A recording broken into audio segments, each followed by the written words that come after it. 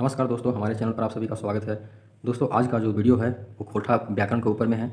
जैसा कि हमारा पिछला वीडियो आप लोगों ने देखा होगा, संज्ञा और सर्वनाम, मैंने दो पार्ट अलग अलग करके शॉर्ट शॉर्ट वीडियो के रूप में मैंने चैनल के ऊपर अपलोड कर दिया है। तो जो लोग नहीं देखे हैं तो आप हमारे पिछले वीडियो को देख सकते हैं। बहुत ही ईजी वे में हम सारी चीज़ों को बेखूबी से डिस्क्राइब किया है जो एग्जाम में आपको पूछे जाएंगे, है ना। तो बहुत कम समय है आपके एग्जाम में, उत्पाद सिपाही 22 मार्च को होने वाली है। तो उसके संदर्भ में हम सारी चीज़ों को बहुत ही जो एग्जाम में पूछे जा सकते हैं, मैं उन्हीं चीज़ों को आज यहाँ पे लेकर आया हूँ। और आज का जो टॉपिक है वो है कारक। तो कारक को आज हम बहुत ही अच्छे से डिटेल से आज पढ़ेंगे। जैसा कि आप देख सकते हैं, कारक इंग्लिश में आप केस कहते हैं। कारक टोटल 8 इसका टाइप होता है, लेकिन एक झा के अनुसार कभी कभी ये 7 भी माना जाता है। लेकिन एग्जाम में जो आपसे पूछा जाएगा तो आपको 7 ही टिक करके आना है, ठीक है, क्योंकि कारक टोटल 8 होते हैं, इस बात को ध्यान रखना है। तो चलिए देखते हैं इसमें से कौन कौन से चीज़ों को आपको इसमें पढ़ना है। जैसे कि देखिए कर्ता, अब कारक जो होता है टोटल 8 टाइप का होता है, तो हमने यहाँ पे टाइप वाइज मेंशन किया है। तो पहला होता है कर्ता कारक, दूसरा होता है कर्म कारक, तीसरा करण कारक, संप्रदान, अपदान, संबंध, अधिकरण, संबोधन। अब इसका कुछ विभक्ति रूप होता है। विभक्ति रूप का बोले तो जैसे आप कर्ता का कैसे पहचान करेंगे कि ये कर्ता कारक है, कर्म कारक है, करण है। तो कर्ता को पहचानने के लिए जो इसका विभक्ति रूप रहेगा वो ने से होगा, कर्म को से होगा, ठीक है। तो इसको हम लोग शॉर्ट में पढ़ते हैं याद रखने के लिए, यानी कि कर्ता को ने, कर्म को, करण से 2 होता है, एक से भी होता है और एक के द्वारा होता है। संप्रदान के लिए, है ना, संप्रदान के लिए आप को भी कह सकते हैं। अपदान से हो गया संबंध का के साथ में, और अधिकरण में माँ और पर, संबोधन में है और अरे। तो अभी इन चीज़ों को आपको समझ में नहीं आया होगा। हम बताते हैं सबसे पहले कि आपको कारक जब पढ़ रहे हैं तो कारक का पहले समझना होगा कि कारक होता क्या है ना, व्हाट दिस कारक। तो सबसे पहले हम समझ लेते हैं कि कारक क्या है, ठीक है। कारक क्या है, क्योंकि मैंने कारक को बताया नहीं तो आपको इस चीज़ों को पहले समझना होगा। कारक किस चीज़ को कहते हैं, ठीक है। तो देखिए कारक का मीनिंग ये होता है, हम इसको शॉर्टकट में ऐसा भी समझ सकते हैं कि कारक को हम तभी यूज करते हैं जब किसी भी सेंटेंस में, किसी भी वाक्य में संज्ञा या सर्वनाम के बाद, ठीक है, हम ऐसे कह सकते हैं संज्ञा या सर्वनाम के बाद, ठीक है, सर्वनाम के बाद जुड़ने वाले प्रत्यय कह सकते हैं आप, है ना। आपके विभक्ति रूप कहते हैं प्रत्यय, विभक्ति रूप, विभक्ति को, है ना, कारक कहते हैं। यानी मैं यहाँ पे समझाना क्या चाह रहा हूँ कि कोई भी सेंटेंस है, मान लीजिए सेंटेंस इसी में हम देख लेते हैं कि कोई जैसे राम आम खाता है, ठीक है। राम आम ने, राम ने श्याम को मारा, राम ने श्याम को मारा, ये हमारा सेंटेंस है, ये कंप्लीट सेंटेंस हो गया हमारा, राम ने श्याम को मारा। और हम यहाँ पे जो डिस्क्राइब कर रहे हैं कारक को, वो कह रहे हैं कि संज्ञा या सर्वनाम के बाद, संज्ञा और सर्वनाम जो होगा ना के बाद जुड़ने वाले प्रत्यय या फिर विभक्ति को हम कहते हैं कारक। इट मीन्स कि हमने अभी बताया कि कारक टोटल 8 टाइप का होता है, कर्ता, कर्म, करण, ये सारे कारक का टाइप है। तो इसका जो विभक्ति रूप है ना, इसको ने को, इसको पहचानेंगे। कर्म का जो चिन्ह होता है वो ने होता है, कर्म को होता है, ठीक है। इस तरह से इसके होते हैं। तो यहाँ पे एक तरह से संज्ञा और सर्वनाम जो होता है ना, वो शब्दों के साथ में एक संबंध को दर्शाता है, संबंध को दर्शाता है बोले तो। अब यहाँ पे अगर हम देखें तो ये मारना, राम ने श्याम को मारा, तो मारना एक तरह से क्या है, क्रिया है, इसको हम कह सकते हैं क्रिया है, इसको कहते हैं वर्ब, ठीक है, क्रिया है। अब जो मारने वाला है वो कौन है, राम है ना। मारने वाला एक तरह से क्या भाई साहब राम है, यानी इसको कर्ता भी कह सकते हैं आप, कर्ता कह सकते हैं कि जो करने वाला काम है वो कौन है, राम है, ठीक है। तो यही चीज़ है कि ये आपका क्या हो गया, इसको अगर हम पार्ट्स ऑफ स्पीच में इसको डिवाइड करें तो ये तो हमारा संज्ञा हो गया, है ना, संज्ञा हो गया। तो भाई साहब हमने यही पढ़ा भी ना कि संज्ञा या सर्वनाम के बाद, तो संज्ञा क्या है, इस संज्ञा और सर्वनाम के बाद अगर राम की जगह पे अगर आप रहते हैं, तुम रहता, इस तरह के वर्ड रहता तो आपको सर्वनाम होता। तो यहाँ राम है तो संज्ञा कह रहे हैं कि संज्ञा के बाद जुड़ने वाला प्रत्यय विभक्ति, प्रत्यय विभक्ति मीन्स कि ये चीज़ जो दर्शाया जा रहा है, ठीक है, न। तो ये हमारा विभक्ति हो गया, ठीक है, ये विभक्ति हो गया। और ये विभक्ति क्या है, नहीं है, कौन सा केस का, कौन सा कारक का विभक्ति रूप है, उसको हमको पहचानना है, ठीक है, इसको पहचानना है, इसी को आप कहते हैं कारक। तो हमने बहुत ही अच्छे वे में आपको समझाने का प्रयास किया है। फिर रूप है कर्ता, है ना। कर्ता ने, इसको शॉर्ट में ऐसे भी पढ़ते हैं कि कर्ता ने कर्म को करण से संप्रदान के लिए, 4 वर्ड ऐसे याद रखना पड़ेगा। कर्ता ने कर्म को करण से संप्रदान के लिए, अपदान से संबंध का अधिकरण में पर संबोधन है वो। तो इस तरह से आपको 5 से 6 बार बोलना है। ये जो विभक्ति रूप है कारक का, वो सारे के सारे आपको याद हो जाएंगे, ठीक है। अब हम चलते हैं पूरी इसके डिटेल के ऊपर में कि कर्ता कारक को आखिर हम कैसे पहचानेंगे, है ना। व्याकरण में जब से क्वेश्चन पूछा जाएगा तो आपको पहचान कैसे होगा कि ये कर्ता कारक है। तो जैसे आप यहाँ पे देख सकते हैं कि ये कर्ता कारक है पहला। इसका जो खोटा में जो इसका विभक्ति रूप होता है पहचानने का, वो ने होता है, ठीक है, ने।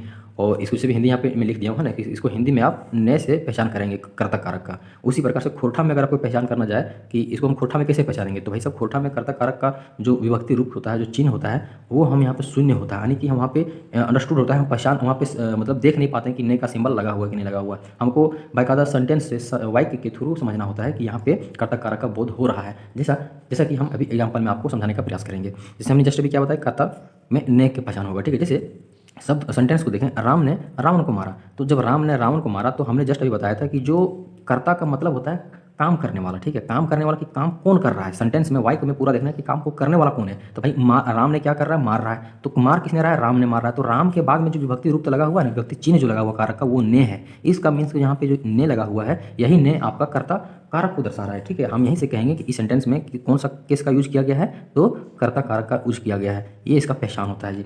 अब हम यहाँ पे देखेंगे कि एक शॉर्ट में लिख भी दिया हूँ कि क्रिया करने वाला, ठीक है, क्रिया करने वालों को हम पहचान करेंगे कि वो करता है। तो क्रिया करने वाला कौन है भाई साहब, ये क्रिया हो गया हमारा। मारने वाला क्या है, ये मारने, ये मारा का मतलब होता है ये क्रिया, ये हमारा वर्ब है।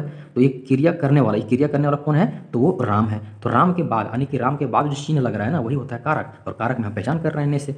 उसी प्रकार से खोटा में अगर हम देखेंगे, खोटा में हिंदी तो समझ में आ गया, खोटा में क्या होता है कि राम मार लई या फिर राम मार गई। तो यहाँ पे आप एक चीज़ को समझ पा रहे होंगे कि जब यहाँ लिखा हुआ राम मार लई या राम मार गई या फिर बापें मार लई, तो यहाँ पे कहीं पे ने का जिक्र नहीं है ना, ने का जिक्र नहीं है। जिस तरह से हिंदी में लिखा था राम ने का कहीं जिक्र है, तो यहाँ पे तो पकड़ नहीं पा रहे हैं कि ये खोटा में कौन सा कर्ता कारक कौन सा कारक है। तो इसीलिए हम बोल रहे हैं कि इस केस में, कर्ता वाले केस में सिर्फ ये जो विभक्ति चिन्ह होता है वो अंडरस्टूड होता है, यानी छुपा होता है, इसी में वो आपको नहीं दिखेगा। इसलिए शून्य खोटा यानी शून्य इसको कहते हैं कर्ता में, ठीक है।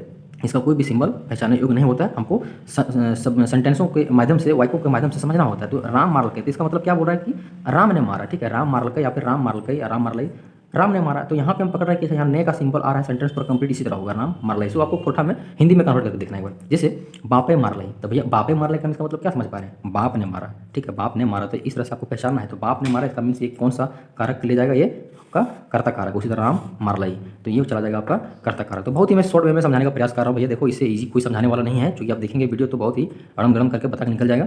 अब देखिए क्वेश्चन कभी कभी इस तरह से आएगा आपसे, है ना, पूछ लिया जाएगा कि इस तरह से एक वर्ड दे दिया जाएगा, शब्द दे दिया जाएगा, और वहाँ पूछ लिया जाएगा कि ये कौन सा कारक है, पहचानिए। जैसे कारू, कारू सिर्फ लिखा रहेगा, तो यहाँ कारू ने अगर लिखता कारू ने या फिर राम ने, तो आप समझ लेते कि भैया एक कर्ता कारक। लेकिन यहाँ सिर्फ लिखा है शब्द कारू, तो आप समझ लेना कि कारू के बाद अगर कोई भी चिन्ह नहीं है, इसका मतलब ये कर्ता कारक है। क्योंकि हमने जस्ट बताया कि इसके बाद का जो खोटा में जो होता है विभक्ति चिन्ह वो अंडरस्टूड होता है ना, आपको समझना पड़ता है। जैसे यहाँ पे कारुई, तो कारुई हो गया, तो यहाँ पे भी ये कर्ता कारक है। वैसे कारू में तो ये भी हो गया आपका कर्ता कारक। जैसे एक और है चेला गुलिन, चेला गुलिन मतलब चेला सब लोग, है ना, चेला गुलिन ने, चेला मन ने, चेला सब ने, चेला गुला ने, मतलब जो एक ग्रुप होता है ना बच्चों, चेला का मतलब क्या होता है, बच्चा लोग। तो जो उन लोगों का जो बच्चा का जो ग्रुप होता है, उन सबों ने क्या किया, जो भी काम करेगा, तो इस तरह के शब्दों का यूज किया जाता है। तो इस तरह का जो वर्ड है आपको ध्यान रखना है। हो सकता है कि बीच से कहीं से भी एक उठा के उससे पूछ लिया जाए कि ये कौन सा कारक है। ज़्यादातर इस तरह से पूछा नहीं जाता है, लेकिन हम एक तरह से आपको याद दिलाने का प्रयास कर रहा हूँ कि इस चीज़ों को आपको ध्यान रखिएगा ना, तो ज़्यादा क्या होगा कि आपको रिलेट कर पाइएगा कि कौन सा कर्ता कारक या कौन सा कर्म कारक है, ठीक है। इसीलिए मैं ऐसा बताया हूँ। अब देखिएगा दूसरा नंबर का जो है वो है कर्म कारक। कर्म कारक का मतलब होता है कर्म। कर्म बोले तो एक तरह से आप इसे समझेंगे, हिंदी में जो इसको पहचानने का जो चिन्ह है ना, सिंबल है, वो होता है को, यानी कि इसका विभक्ति चिन्ह जो है वो को है। कर्म कारक को पहचानेंगे को से, जब शब्दों वाक्य में जब को का सिंबल रहेगा, उसी का खोटा में हम लोग के रूप में रहेगा या फिर रा के रूप में रहेगा। तो इसको देखिए किस तरह से आपको ध्यान रखना है। यहाँ पे क्या आपको पहचानना है कि कर्म कारक में जो यहाँ पे पहचानने जो योग होता है चीज़ें, वो होता है कर्म की प्रधानता, ठीक, हमेशा कर्म की प्रधानता देखा जाता है ना। सेंटेंस में शब्दों आपको वाक्य में देखना पड़ेगा कि किसमें कर्म की प्रधानता है। बोले तो हम इस तरह से बड़े समझ लें कि जिस पर क्रिया का, काम का, ठीक है, जिस पर क्रिया का, जैसे हम यहाँ पे समझते हैं एक तरह से ज़्यादा समझ में आपको आएगा। हम क्या करें, जैसे यहाँ पे एक हम शब्द लिखते हैं, ठीक है, उसने राम को बुलाया, उसने राम को बुलाया। हम यहाँ पे कर्म का लिख देते हैं, नहीं तो आप कंफ्यूज कर जाएंगे, कर्म का बात चल रहा है, ठीक है। उसने राम को बुलाया, तो हमने कहा है अभी जस्ट कि जिस पर क्रिया का काम, क्रिया में कौन सा, उसने राम को बुलाया, तो बुलाना काम का है, एक तरह से क्रिया है। तो यहाँ पे कहा जा रहा है कि क्रिया का काम हो या प्रभाव पड़े, ठीक है, जिस पर क्रिया का काम या उस पर प्रभाव पड़े। तो भैया बुलाने का जो काम हो रहा है वो किसको बुलाया जा रहा है, तो राम को बुलाया जा रहा है ना। क्रिया का प्रभाव किसके ऊपर पड़ रहा है, क्रिया का प्रभाव जो राम के ऊपर पड़ रहा है, तो राम के ऊपर जो प्रभाव पड़ रहा है यही पे आपका हो गया एक तरह से कर्म, ठीक है, कर्म यानी कि कर्म कारक हो गया। और जब इसके बाद है ना, यानी कि ये कर्म के बाद जो विभक्ति रूप लगा हुआ है इसी को कहते हैं आप कारक, ठीक है, ये कर्म कारक का विभक्ति रूप है। तो ये आपका एक तरह समझ सकते हैं कि क्रिया का जिस पे प्रभाव पड़ता है उसके सामने जस्ट लिखा रहता है कर्ता कारक, सॉरी कर्म कारक, ठीक, उस चिन्ह से पढ़ते थे राम को, ये आपका हो गया को। तो अब यहाँ पे समझेंगे, देखिएगा यहाँ पे किसे पहचानना है, राम ने रावण को मारा, ठीक है। जब राम ने रावण को मारा, भाई साहब, तो मारने का जो काम हो रहा है, ये जो क्रिया है मारने का, वो किसको मार रहा है, रावण को मार रहा है। तो यहाँ पे ध्यान देंगे कि इसका जो विभक्ति रूप था कहाँ पे लगा हुआ, को यहाँ पे लगा हुआ, तो यही है आपका एक तरह से कर्म कारक, ठीक है, कर्म कारक। आप देखिएगा कि खोटा में कैसे पहचान, देखिए हम हिंदी और खोटा दोनों को लेकर चल रहा हूँ, ताकि आपको अगर हिंदी समझ में अगर आ गया तो फिर आपको खोटा समझने में ज़्यादा तकलीफ नहीं होगा, ठीक है। तो देख सकते हैं अब यहाँ पे इसमें खोटा में ज़्यादातर क्या दिक्कत होता है ना कि वाक्यों को थोड़ा समझना होता है, क्योंकि हम खोटा को जनरली अच्छे से पढ़ नहीं पाते हैं शब्दों को। अब देखिएगा, राम रावण के मार लाई, ठीक है, राम रावण के मार लाई, सीता गीता के मार लाई। अगर इसको हम खोटा में बनाएंगे तो क्या कहेंगे, राम ने रावण को मारा, राम ने रावण को मारा, यही तो पढ़ेंगे। सीता ने गीता को मार गई, यहाँ सीता ने गीता को मारा, ऐसे पढ़ेंगे।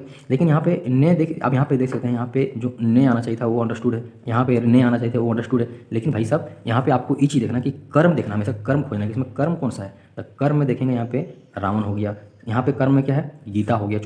चूंकि हम कर्म इसीलिए ढूंढ लेंगे, मारलाई का मतलब यहाँ का क्रिया हो गया, यहाँ पे मारना क्या है, क्रिया है। तो इसका प्रभाव किसके ऊपर पड़ रहा है, गीता के ऊपर पड़ रहा है। और यहाँ पे के का सिंबल आ रहा है। आप जैसे पढ़ा कि खोटा में कर्म का जो विभक्ति चिन्ह होता है पहचानने का वो के होता है, रा भी होता है। तो यहाँ पे से हम समझ सकते हैं कि राम ने रावण को मारा। अब देखेंगे कि आप यहाँ पे कोई लोग ऐसे भी समझते हैं कि भैया यहाँ पे ने का भी सिंबल आ गया और यहाँ पे को का सिंबल आ गया, तो हम कैसे पहचानेंगे कि ये ने वाला चिन्ह जो है वो तो यहाँ पे हमने जस्ट पढ़ा है कि ये तो कर्ता में भी ने का सिंबल है, तब कैसे जानेंगे।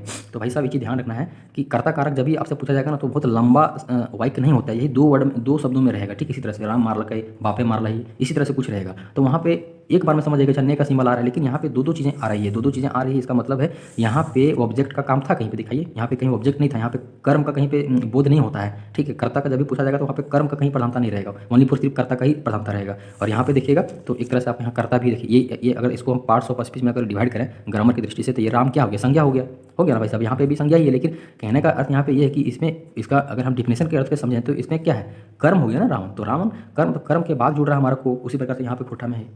उम्मीद करते हैं समझ रहे होंगे आप, ठीक है। ज़्यादा अगर सोचिएगा ज़्यादा परेशान हो जाइएगा, इसीलिए ज़्यादा सोचना नहीं है, बस चीज़ों को समझते जाना है। अब देखिएगा सर्वनाम, ठीक है, सर्वनाम शब्दों के साथ खोटा में कर्म कारक की विकृति रूप रा लगती है, इस चीज़ को समझिएगा, ठीक है। देखिए लिखा कि सर्वनाम शब्दों के साथ खोटा में कर्म कारक की विकृति रूप क्या होता है, रा होता है। जैसे हमने जस्ट पढ़ा कि संज्ञा तो जानते हैं, संज्ञा में किसी भी नाम का सिंबल आता है तो पकड़ रहे थे कि चलो संज्ञा, लेकिन हम सर्वनाम को कैसे पकड़ेंगे वाक्य में कि ये हमारा वाक्य। जैसे भी हमने जस्ट अभी बोला था भाई साहब, देखिए यहाँ पे हमने अभी जस्ट लिख रखा था कर्म की दो सिंबल विकृति रूप होता है के और रा का। तो के का समझ में आ गया, के यहाँ पे लगा था, रा को कैसे पहचानेंगे कि वो रा का यहाँ पे शब्दों में प्रयोग हो रहा है। तो देखिए विकृति कर रहा है, तो रा को पकड़ने के लिए यहाँ पे हमरा, जैसे हम हमारा तुम्हारा, तो उसी तरह खोटा में हमरा। तो देखिएगा हमरा में यहाँ पे रा का बोध आ रहा है, तोरा, तुम्हारा का तोरा, तो तोरा में खोटा में से लिखा है तो तोरा, तो रा का सिंबल आ रहा है ओकरा, तो ओकरा यहाँ पे आ रहा है। तो इस तरह का जब सेंटेंस में जब यूज होगा ना हमरा, है ना, राम ने हमरा मारल कही, ऐसे पढ़ेंगे राम ने हमरा मारल कही, तो हमरा मारल कही तो कौन सा हो गया, ये फिर ये कर्म में आ गया, ऐसे पकड़ा जाता है। जैसे वकीन हमीन के मारल थी, वकीन हमीन के मतलब क्या, हम लोग को, ठीक है। हमनी के जैसे देखिए सबसे इसका जो टफ चीज़ जो होता है ना यहाँ से होता है, ठीक है। ये चीज़ पकड़ना पड़ेगा आपको, यहाँ पे हमने एक रिमार्क के तौर पे लिख भी दिया हूँ। जैसे कारुक का, कारुक के, कारुक के, इस तरह का जब शब्द अगर यूज किया जाएगा ना तो आपको समझ जाना है कि वो एक तरह से क्या है, कर्म कारक है, ठीक है। तो देखिए यहाँ पर का यूज किया गया है, के का यूज किया गया है, रा का यूज किया गया, तो ये आपका हो गया। इसी तरह से यहाँ पे नी लिखा हुआ है ना, नी, तो ये नहीं समझना, ठीक है। हमनी के वो समझना है, आपको मीनिंग निकालना है, वकीन हमनी के मारा। आप फिर ऐसे कर सकते वकीन हमरा के मारा, यहाँ पे हमनी की जगह पे यहाँ पे आप हमरा भी लिख सकते हैं, ठीक है। तो हमरा जब लिखेंगे तो यहाँ पे क्या होगा, रा, तो रा समझ पा रहे हैं कि ये सर्वनाम है, एक तरह से क्या हमनी, एक तरह से क्या सर्वनाम है, हमरा क्या सर्वनाम है। तो ये सर्वनाम के बाद में जो विभक्ति चिन्ह के आ रहे हैं ना, यही आपका हो गया एक तरह से कर्म कारक। तो उम्मीद करते हैं बहुत अच्छे से समझ पा रहे होंगे। इसका शॉर्टकट देख लीजिएगा, संज्ञा शब्दों के साथ जब चीज़ों को यूज होगा तो कैसे पहचानना है। संज्ञा शब्दों के साथ में हमने भी सर्वनाम शब्दों के साथ में तो भी जिक्र कर लिया कि हमनी, आप हमरा के लिखा रहेगा, तोहनी के, तोहरा के लिखा रहेगा, तो इस चीज़ समझ में आता है। संज्ञा में उसी तरह से किसी चीज़ का नाम का डिनोट करेगा, जैसे सीता, तो सीता के बाद में के रहेगा, राम के बाद में के रहेगा। तो इस तरह से चीज़ों को आपको समझना है, ठीक है। नेक्स्ट कारक, करण कारक, ठीक है। करण कारक में क्या है दोस्तों, इसका हिंदी का जो विभक्ति चिन्ह होता है हिंदी में वो देखिएगा तो यह होता है से, ठीक है, से या फिर के द्वारा, दो इसका चिन्ह है। खोटा में देखिएगा तो खोटा में थोड़ा सा ध्यान रखना है यहाँ पे किस तरह का सिंबल यूज होगा पहचाने का। करण कारक का जो चिन्ह होता है विभक्ति, यहाँ ये और इस तरह से बिंदी रहेगा ऊपर में। बिंदी का मीन्स होता है कि ये वाला जो बिंदी, जैसे मालूम यहाँ पे से लिखे हैं, ठीक है, तो से लिखे तो यहाँ पे इस तरह का चीज़ें लिखा रहेगा, इस तरह बिंदी रहेगा, ठीक है। इसी से इस चीज़ को डिनोट हम यहाँ से कर रहे हैं, ठीक है, इसे समझिए आप। अब देखिएगा इसमें करण का मतलब होता है से या के द्वारा इसका। जैसे हम शब्दों से देखें, कलम से मारा, कलम से मारा, मारने वाला क्या है भाई साहब, कलम से मारा। तो यहाँ पे कहने का यहाँ पे क्या है, हम इसको पहचानेंगे इस तरह से कह सकते हैं कि जिसके द्वारा क्रिया किया जाता है, जिसके द्वारा क्रिया किया जाता है। तो क्रिया यहाँ पे देखेंगे, क्रिया क्या है, लिखना, लिखने का भाई साहब यहाँ पे एक क्रिया हो गया, क्रिया हो गया लिखने का, क्रिया हो गया लिखने का। तो यहाँ पे किया जा रहा है कि जिसके द्वारा क्रिया किया जा रहा है, तो क्रिया कौन कर रहा है, कलम कर रहा है, कलम के द्वारा क्रिया किया जा रहा है लिखने का, है ना। क्रिया तो यही हो करने वाला, तो कलम हो गया। तो इसके बाद यहाँ पे जो व्यक्ति चिन्ह आ रहा है यही ना पहचाना है। यहाँ देखिए तो एक करण कारक हो गया क्योंकि से का सिंबल आ रहा है ना, से, तो कलम से किसे मारा, कलम से लिखा है ना। कोई बोलता पत्थर से मारा, है ना, तो पत्थर से मारा, पत्थर से मारने वाला है तो वो से हो गया। तो उसी प्रकार से जैसे चीज़ों समझ में आ रहा होगा। खोठा में अगर देखें पहचानने का, तो हम यहाँ जैसे अभी इसका पहचानने का जो रूप होता है यहाँ या ये इस तरह होता है। इसको हम शॉर्टकट में से भी कहते हैं ना। से का यूज जहाँ पे रहेगा खोठा में आप समझ जाएंगे डायरेक्ट, वो आपको कर्ण कारक। जैसे कल में लिख रहे हैं, कल में लिखने मतलब हम इसको अगर हम पूरा इसको अगर हिंदी में अगर उच्चारण करना चाहेंगे तो क्या लिखेंगे? कल में लिखने मतलब कलम से लिखा कि कलम ने लिखा कि कलम को लिखा। हम इसको अगर शुद्ध अगर हिंदी में अगर बनाएंगे तो लिखेंगे कलम से लिखा। यही ना कहेंगे भाई कि कल में नहीं लिखा, कलम ने लिखा, ऐसा तो नहीं कहेंगे, कलम से लिखा। ये हम इसका मीनिंग बनाएंगे। तो इस तरह से समझना पड़ता है आपको। जैसे कारें एले, तो क्या कहेंगे इसको अगर हिंदी में बैठाना, तो कार से आया कि कार ने आया। ने का तो नहीं यूज करेंगे, यहाँ पे हम से का यूज करेंगे, कार से आया। ठीक है, तो यहाँ पे देखिए ये जो बिंदी लिखा हुआ है यहाँ पे बिंदी ना, यही चीज़ अभी यहाँ पे मैं समझा रहा था कि ये जो है ना इस तरह से ऊपर में अगर बिंदी रहेगा यहाँ पे इस तरह से, तो आपको समझ आना है कि आपको करण है। जैसे यहाँ पे ये देख लीजिए आप, ये का हो गया। ठीक है, जैसे यहाँ पे छुरा है, तो ये चिन्ह आ गया। जैसे यहाँ पे हम यूज किए हैं वर्ण को या और या। जैसे छुरा है, तो छुरा चाकू तक काटना, छुरा ऐसे लिखता है कोठा में। जैसे पैना है, पैना जिसको कहता है सोटा मारना, तो पैना है, तो पैना कोठा में से लिखा जाता है। तो यहाँ का देखिएगा यहाँ पे लिखा हुआ ना ये वाला पूरा, ये वाला, तो यहाँ पे छुरा काट रहे हैं, पैना मार रहे हैं, छुरा से काटा, पैना से मारा। ठीक है, तो इस तरह से यहाँ पे हम डायरेक्ट इसमें ये वाला जो वर्ड है यूज हो गया है। तो इसको हम पहचानते हैं कि ये आपका है क्या है, करण कारक है ना। अब यहाँ छुरी, और छुरी को अगर हम खोठा में अगर लिखें छुरी को, तो छुरी ऐसे लिखेंगे खोठा में छुरी। अब छुरियाँ लिखेंगे, छुरियाँ काट लें या छुरी काट लें, है ना, छुरी काट लें या फिर छुरी काट लें, जैसे आप बना सकते हैं सेंटेंस। तो इस तरह से आपको पहचानना होता है। यहाँ पे देखिए बिंदी लगा हुआ है, आप यहाँ ये लगा हुआ है, तब पकड़ लीजिएगा कि आपका किसका प्रयोग किया गया है, करण से। ठीक है, करण का प्रयोग किया गया है। अब नेक्स्ट है देखिए संप्रदान, लास्ट चल रहा है। संप्रदान में क्या है दोस्तों? हाँ, संप्रदान कारक का मतलब होता है, इसका हिंदी में अगर देखें मीनिंग, तो के लिए इसका प्रयोग किया जाता है। ठीक है, के लिए। अच्छा, एक चीज़ तो हम यहाँ भूल ही गए, आपको थोड़ा दिक्कत हो सकता है। जैसे देखिए के द्वारा भी था यहाँ पे। ठीक है, करण में के द्वारा, तो अगर हम इसको हिंदी में अगर कन्वर्ट करें, जैसे कलम से लिखा, तो इसको हम ऐसे भी कह सकते हैं कि कलम के द्वारा लिखा, या फिर कल में लिख लेते, कलम के द्वारा लिखा गया। कार अले मतलब कार से आया, या फिर कार के द्वारा आया, ऐसा भी कह सकते हैं, कार के द्वारा आया। दो ही मीनिंग यहाँ पे अच्छा से बन पा रहा है। जैसे छुरे काट लें, तो छुरी से काटा या फिर छुरी के द्वारा काटा, इस तरह से हम बना सकते हैं। ठीक है, तो ये दो चीज़ें यहाँ पे यूज होता है। से या के द्वारा का जब बोध कराएगा, तो आप समझ जाना है कि वो आपका कर्ण कारक है। ठीक है, आप संप्रदान कारक में देख लीजिएगा। देखिए संप्रदान कारक में आपको कैसे समझना है कि कहता है ना कि जिसके लिए क्रिया की जाए, जिसके लिए क्रिया की जाए, किसके लिए क्रिया की जाए भाई साहब? जिसके लिए क्रिया की जाए। जैसे इसका पहले समझिए कि इसका विभक्ति चिन्ह क्या है, के लिए। ठीक है, के लिए इसका शब्द वाक्य में प्रयोग होगा, इसका जो मीनिंग निकलेगा के लिए। जैसे तुम्हारे लिए खरीदा, तुम्हारे लिए खरीदा, तो भाई साहब यहाँ खरीदने वाला जो व्यक्ति है, खरीदने वाला, वो किसके लिए खरीद रहा है? कह रहा है कि तुम्हारे लिए खरीदा। वही कह रहा है कि क्रिया की जाए, जिसके लिए क्रिया की जाए, तो किसके लिए? तुम्हारे लिए क्रिया किया जा रहा है, हमारे लिए क्रिया किया जाए खरीदने का। ठीक है, कौन सा? खरीदने वाला जो क्रिया किया जा रहा है, तो यहाँ पे के लिए है ना, तुम्हारे लिए खरीदा गया। ठीक है, तो ये चीज़ें होती हैं यहाँ पे संप्रदान। इसको खोठा में हम देखेंगे किस तरह से के लिए को हम खोठा में ले या लेल, लागिन या खातिर, इस तरह से शब्दों का प्रयोग किया जाता है। जैसे हम इसे पकड़ेंगे, तोर भी होता है कहीं कहीं, तोर ले खरीद ले हो, या फिर तोरे ले खरीद ले हो। तो तोर ले मतलब क्या? तोर ले खरीद ले का मतलब क्या? के लिए का प्रयोग हो रहा है। ले और लेल के मतलब हो, ले को हो या लेल को हो या लागिन या खातिर, इसका जो मीनिंग ही होता है के लिए होता है ना। लेल के लिए, लागिन मतलब के लिए, खातिर मतलब के लिए। जैसे तोर ले खरीद ले हो, तो मतलब क्या? तुम्हारे लिए खरीदा है। तोर लागिन खातिर या किनले है, किनले ही हो, तो तोर खातिर, खातिर का मतलब क्या था? तुम्हारे लिए, या फिर तोर लागिन किनले ही हो मतलब तुम्हारे लिए खरीदे हैं, ऐसे होता है खोठा में। तो खातिर एक तरह से खातिर का भी लिखा नहीं रहेगा, खातिर का लिखा रहेगा, तो ये खोठा में ये कोई वर्ड नहीं है, एक तरह से उर्दू वर्ड है। ठीक है, उर्दू वर्ड है खातिर। खैर वो आपने बहुत बड़ा चीज़ है ये, ठीक है, वर्ड है, छोड़िए इसको। तो ये चीज़ें होती है। तो अब यहाँ पे देखिएगा, इसको और भी पहचानने का जो अलग अलग तरीका है। लाई और लागिन भी कहीं कहीं लगा रहेगा, आपसे डायरेक्ट एग्जाम में पूछा जाता है। ठीक है, इस तरह पूछेगा कि लाई, लागिन, ले, आर, खातिर, चलते, आर, ले, ये कौन सा कारक है? तो आपको पकड़ना है कि ये संप्रदान कारक है। ये संप्रदान कारक का ये विभक्ति चिन्ह है। ठीक है, लाई मतलब वही लाई, लागिन को लागिन के लिए का सिंबल। ये जो इसका जो प्रयोग जो हो रहा है वो के लिए का उच्चारण दे रहा है, बस यही समझना आपको। खाली आपको चिन्ह तो खोजना है। अपदान, अब देखिएगा अपदान का मतलब होता है अलग होना, अलग होने का जब भाव मिले, है ना, अलग होने का अपदान। अपदान का मतलब होता है अपदान, है ना, कोई आपको जो कारक रहेगा उस आपको उसी से मीनिंग से समझना है। अपदान का मतलब होता है कोई चीज़ अलग होना। जैसे हिंदी में इसका जो चिन्ह रहेगा उससे सा मीनिंग रहेगा। ठीक है, से, और खोठा में इसको ले कहेंगे, है ना, ले से ले। जैसे अब जैसे पेड़ से पत्ता गिरा, तो पेड़ से पत्ता गिरा, कहाँ से गिर रहा है पत्ता?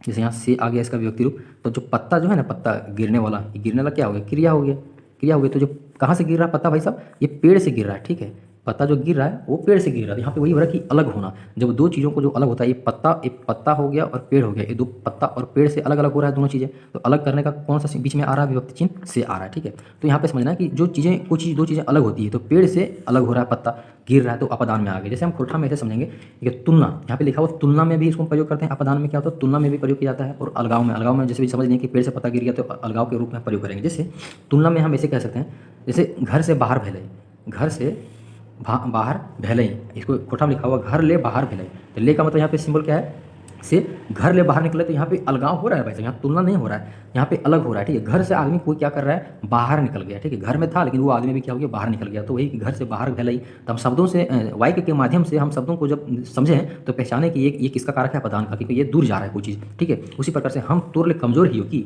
हम तुमसे कमजोर हैं क्या, खोटा हिंदी में इसको ये कहेंगे, हम तोर ले कमजोर ही हो कि, हम तोर से, ले का मतलब से का मीनिंग आ रहा है, हम तोर से कमजोर हूँ क्या। तो इस तरह का जब चीज़ें आती है ना, तोर से कमजोर, यहाँ पे तुलना किया जा रहा है ना, हम तोर ले, यहाँ पे ले हो गया, तो क्या हम तुमसे कमजोर है, तुलना किया जा रहा है। भैया तुम बलगर है तो क्या हम तुमसे बलगर नहीं है, हम भी कमजोर नहीं है। ठीक है, यहाँ पे वही यूज हो रहा है, यहाँ से का यूज हो रहा है, तुलना किया जा रहा है, इसमें तुलना का बोध है। ठीक है, इसमें तुलना है, इसमें अलगाव है, अलगाव है। उसी तरह सीता गीता ले तेज है, सीता जो गीता ले तेज है, तो सीता जो भाई साहब गीता से तेज है, इसमें भी क्या किया जा रहा है, कैसे तुलना किया जा रहा है, तो इसमें भी तुलना, सीता से भाई साहब गीता तेज है, वो भी कमजोर नहीं है गीता। तो यहाँ पे जो विभक्ति चिन्ह है ले, तब इस प्रकार से अपदान तो बहुत आसान है, हम समझ सकते हैं। इसका जो चिन्ह रहेगा, इस तरह कारू ले, कारू से, ठीक है, इस तरह की चीज़ें अगर डायरेक्ट पूछ लिया जाए तो अपदान में आता है। संबंध में देखिएगा, संबंध लास्ट चल रहा है, थोड़ा सा माफ कीजिएगा। संबंध कारक में जो उसका पहचानने का जो कारक है, वो हिंदी में अगर देखिएगा तो देखिए का की के, इसको रा री रे, इसको डायरेक्ट कहेंगे का की के रा री रे, का की के रा री रे, इसको 3 4 5 बार बोलिएगा, आपको आ जाएगा संबंध में। ठीक है, संबंध का मतलब होता है जनरली किसी चीज़ को संबंध या अधिकार का बोध कराएगा वाक्य में। ठीक है, वाक्य में हमेशा संबंध या अधिकार का बोध कराएगा। जैसे खोटा में हम इसको कैसे पहचानेंगे, तो इसके लिए का के रा, इसको हम जब याद करते थे, है ना, एग्जाम के समय में, तो हम इसको ऐसे करते थे, के कर बोलते थे, है ना, के कर। ठीक है, तो हम समझ आते थे कि 3 अलग अलग वर्ण है, के का कर अलग है। जहाँ पे हम देख रहे हैं कि के का यूज हो रहा है, का यूज हो रहा है, या रा का यूज हो रहा है, उस संबंध में चला जाएगा डायरेक्ट। ठीक है, तो इस तरह हम शॉर्टकट में इसको रखते थे। उसी तरह से ना नी ने है ना, तो नानी ने इसको कहते थे, नानी ने, तो 4 5 बार बोलते थे, तो हमको मेरा माइंड में फिक्स हो गया था। उसी प्रकार से नानी ने हो गया। तो जब इस तरह की चीज़ों कहीं मिलेगा शब्द में, वाक्य में, तो आपको समझ जाना है कि वो संबंध है, और संबंध को आके वहाँ दिखाएगा भी। जैसे श्याम का किताब है, श्याम का किताब है, भाई सब किताब किसके साथ में संबंध बना रहा है, श्याम के साथ में, तो श्याम का वो किताब है, तो यहाँ पे का आ रहा है। तो यहाँ पे हम समझ रहे हैं कि ये जो संबंध बता रहा है किताब का, वो श्याम का है, तो ये जो व्यक्ति रूप लगा हुआ है वो हिंदी में हम समझ रहे हैं ये का प्रयोग किसी दिखाया गया है। ठीक है, तो इस तरह से ये संबंध में आता है। जैसे राम के हक है, रामे के हक है, रामेक के, इसको खोटा में ऐसे ही लिखा था परसेंटेज। ठीक है, ये आपने समझिए गलत लिख दिया क्या, रामेक इस एक साथ में रहेगा, सीता, ठीक है, ओकर। तो यहाँ पे समझना, यहाँ पे का लास्ट का वर्ण देखना है, रामे के, राम के हक है, तो इस तरह समझना, यहाँ के का प्रयोग किया गया ना, रामे के, तो राम के हक है, सीता का हक है या सीता के ला गई। ठीक है, सीता के का भी प्रयोग कर सकते हैं, सीता के भी कह सकते हैं, का भी कह सकते हैं, तो सीता के ला गए। जैसे ओकर घर हक है, तो ओकर घर हक है, तो यहाँ रा का आया ना, ओकर घर हक है, देखिए यहाँ पे रा का प्रयोग किया गया, किसका, उसका घर है, हक है, तो इस संबंध बता रहा है ना, किसका घर है भाई साहब, तो आपका है, हमारा है, इस संबंध को दिखाया जा रहा है। ठीक है, तो इस तरह से जैसे इसमें हमर, तोर, तो इसमें पहचाने जहाँ पे ये शब्द रहेगा, है ना, सर्वनाम रहेगा, वहाँ पे लास्ट का हम देखेंगे कि क्या इसका उच्चारण किया गया है। ठीक है, इस तरह से अब इसको शॉर्ट में ऐसे भी समझेंगे, कारुक, कारुक के, इस तरह के लिखा रहेगा, तो आपको समझ आना है कि वो संबंध का बोध हो रहा है। और हमारा फाइनल आज का जो है वो लास्ट है अधिकरण। अधिकरण बहुत ही आसान होता है, एक तरह से आप कहते हैं कि क्रिया का जो आधार होता है, ठीक है, या फिर स्थान होता है, उसका होने का बोध होता है ना, हमेशा होना होगा। जैसे अधिकरण का मतलब होता है मैं अ पर, मैं अ पर, मैं अ पर। जैसे अधिकरण का मतलब होता है कि अधिकरण मतलब किसी के अंडर में होना या किसी के पर में होना, किसी के ऊपर होना। जैसे खोटा में इसमें देखिएगा जो इसका सिंबल किया गया है यहाँ, इसका देखिएगा तो हमने जस्ट भी बताया था कि कन्फ्यूजन वाला थोड़ा सा चीज़ कभी कभी हो जाता है, क्योंकि अभी हमने जस्ट बताया था कि इसको पहचानने का जो तरीका है वो आप देखेंगे तो देखिएगा तो आपको इसमें भी मिलेगा, कर्म कारक में भी सेम मिल जाएगा। ठीक है, देखिए कर्म कारक में आपको देखिएगा सेम मिल जाएगा तीसरा नंबर में, और यहाँ 7वां नंबर में देखिएगा तो इसमें भी सेम मिल जाएगा। तो यहाँ पे बस आपको शब्दों को जब पढ़िएगा तो उसी से आपको पता चलेगा कि आखिर ये कहना क्या चाह रहा है। तो देखिए मेज पर पुस्तक है ना, मेज पर पुस्तक है, तो मेज पर पुस्तक है, राम मंदिर में है। अब यहाँ पे देखिए बहुत अच्छा हम शब्दों को लेकर आए हैं आपको समझने के लिए। मेज पर पुस्तक, पुस्तक जो किस पर है, मेज पर है, तो यहाँ पर डायरेक्ट पर का प्रयोग किया गया है। मेज कहाँ, मेज पर क्या है, पुस्तक, तो समझेंगे कि ये अधिकरण है। जैसे राम जो व्यक्ति है, राम वो कहाँ पे, मंदिर में है, तो मंदिर में है भैया सब, यहाँ मंदिर में है ना, मंदिर में है। तो मैं पर का जहाँ पे अर्थ देगा वो आपको अधिकरण में आ जाएगा। उसी प्रकार से खोटा में यहाँ से आपको पहचाना जाएगा, लिखा रहेगा वहाँ पे, ठीक है ना। मेजे है, वहाँ पे लेगा मेजे पुस्तक है, मेजे पुस्तक है, इस तरह से लिखा रहेगा, मेजे है पुस्तक हाउ, सॉरी पुस्तक हाउ, इस तरह का लिखा रहेगा तो समझना कि मेज है। मेज मतलब यहाँ मेज पर बता रहा है, ठीक है। मेज में, मेज पर ज़्यादा लिखे, मेज पर पुस्तक हो, तो इस तरह से चीज़ें चलती है, ठीक है। अब हम देखिए यहाँ पे थोड़ा सा अभी जस्ट भी बताए थे कि कर्ण में कैसे, कर्ण का अगर अब वाक्य अगर देखेंगे तो अलग लिखा रहेगा। यहाँ पे क्या है कि कल में लिख लो, है ना। तो कल में लिख रहे यहाँ पे क्या ऐसा करना है कि कलम पर लिखा या कलम में लिखा, ऐसा तो इसका मीनिंग नहीं कर रहा है। तो यहाँ पे जो क्रिया रहेगा ना, क्रिया आपको डिसाइड कर देगा कि वो आखिर वो कौन सा मीनिंग दे रहा है ना। मैं पर का दे रहा है या से और दोबारा दे रहा है, तो दो चीज़ें आपको अलग अलग हो जाएगा, ठीक है। तो ये चीज़ें हैं। और लास्ट जो है उस वो आपका एक तरह से ये हमारा जो टॉपिक था वो हमारा ख़त्म हो गया। और देखिएगा एक चीज़ हम यहाँ पे आपको स्टार्टिंग में थोड़ा सा बता दे रहा हूँ। इसका जो संबोधन हम नहीं बता रहे हैं कि वो संबोधन बहुत आसान है। संबोधन का जहाँ भी जिक्र होगा वो है, यहाँ पे इस तरह का चिन्ह लगा रहेगा, ठीक है। अरे इस तरह का चिन्ह जो होता है ना एक्सक्लेमेटरी का, ये आपको चिन्ह लगा रहेगा, वहाँ से आप पकड़ लीजिएगा कि ये आपका संबोधन है। तो ज़्यादातर ये एग्जाम में पूछा नहीं जाता है, ज़्यादातर 7 तक ही पूछा जाता है, तो इसीलिए 7 को आपको ध्यान रखना है। तो उम्मीद करता हूँ दोस्तों आपको वीडियो को पसंद आया होगा और वो बेखूबी सब चीज़ों को समझ पा रहे होंगे। इस तरह से हम और भी वीडियो बनाकर लाएंगे। आज हमारा वीडियो लंबा हो गया, चूँकि ये जो टॉपिक था बहुत ही लंबा था और समझाना भी था। तो चलिए मिलते हैं नेक्स्ट वीडियो में। Thank you.